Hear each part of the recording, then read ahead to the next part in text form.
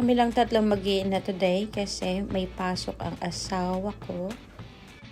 So, available naman yung mga friends ko. So, kaayaan kami mag-beach today. Maganda pa na ang panahon kasi it's 30 degrees.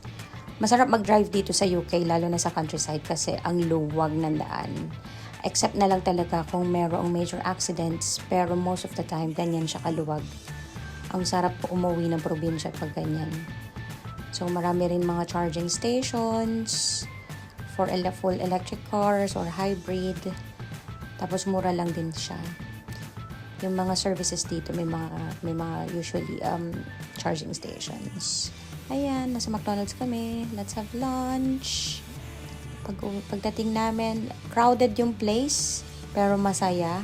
Low tide naman, so maraming space for camping. Oh, Harrison.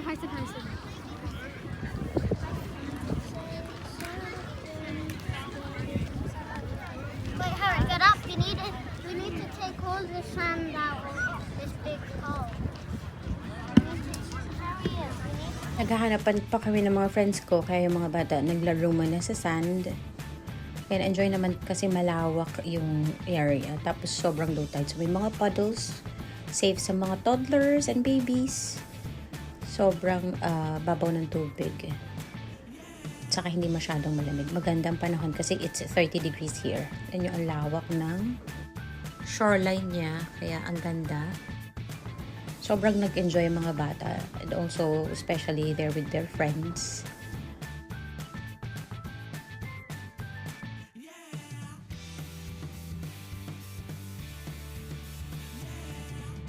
Ito ang dalawa sa aking magagandang mga kaibigan. And i-show off natin ang aking baby bump. It's home time. And of course, picture. And group picture with friends. Ito guys, 9 p.m. to. Ang ganda ng sunset. Golden hour. Ang ganda ng pagkakakuha ni Harriet ng video na to ng sunset. Bye guys!